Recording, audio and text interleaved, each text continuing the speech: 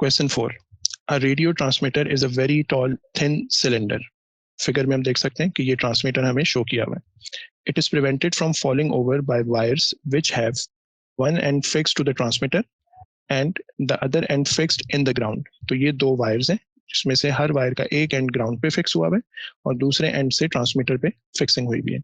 The ends of the wires in the ground are a long distance from the transmitter. तो ये जो distance है ये ज्यादा रखा जाता है. Figure 4.1 shows the transmitter and the two wires. The center of gravity capital G is shown on figure 4.1. तो हम देख सकते हैं कि यहाँ पे ये एक सेंटर ऑफ ग्रेविटी शो हो रहा है जहाँ ट्रांसमीटर का जो मास है वो एक्ट कर रहा होगा.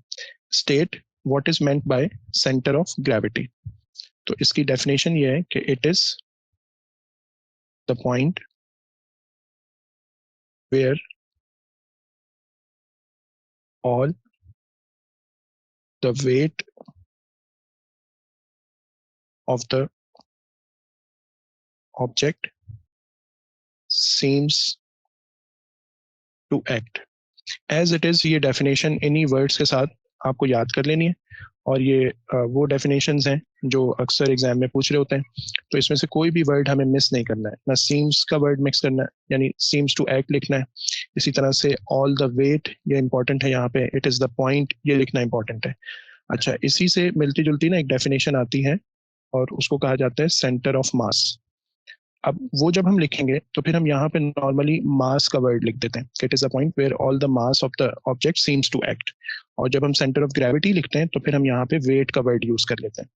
तो ये दोनों की जरा अच्छी और बेहतर डेफिनेशन होगी. Next part, explain why the radio transmitter without the wire is a very unstable structure. तो बहुत सिंपल सी बात है कि स्मॉल टिल्ट produces moment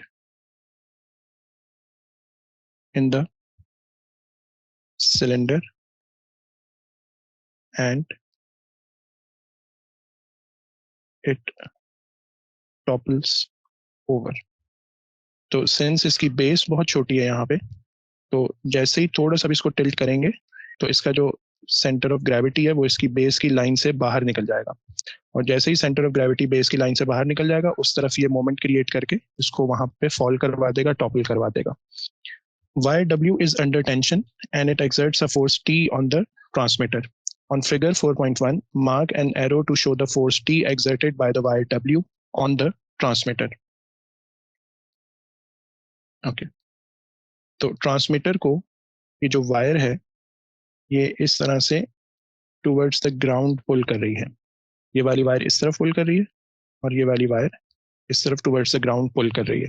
तो दोनों वायर्स की टेंशन एक दूसरे को बैलेंस कर रही है. इस वजह से ट्रांसमीटर बिल्कुल स्ट्रेट वो अपनी जगह पे स्टैंड कर रहा है. The force T produces a moment on the transmitter about its base. Describe how the moment produced by this tension force T is calculated and indicate on figure 4.1 what is meant by any other terms in the description. अच्छा जी, moment जो होता है वो दो चीजों का product होता है. So moment is the product of force and the perpendicular distance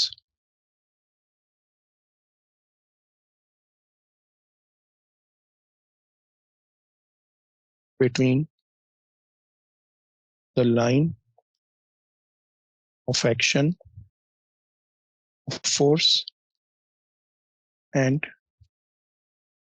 the pivot. तो पिवट से लेकर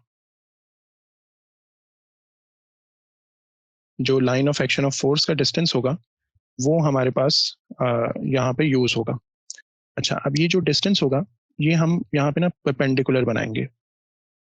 तो ये रहेगा d और ये फोर्स है t. तो जो मोमेंट होगा यहाँ पर वो फोर्स t की वजह से होगा t multiplied by this d. ये जो d का डिस्टेंस है it is perpendicular to the line of action of force. Line of action of force ये है अब डिस्टेंस हमने इस तरह कंसिडर करना है टिल द पिवट के वो line of action of force के ऊपर परपेंडिकुलर हो। तो इस तरह का जो डिस्टेंस हम कंसिडर करेंगे वो हमें मोमेंट बता देगा। The radio transmitter uses radio waves to transmit radio and television programs. State one of radio waves. बहुत सारी यूज है रेडियो वेव्स के। एक यूज हमारे पास वाईफाई में भी होता है, जिसमें रेडियो यूज हो रही होती है, ब्लूटूथ में भी यूज हो रहा होता है, और इसके अलावा भी इसका कोई एक बस एप्लीकेशन या यूज इसका हमने फर्दर लिखना है।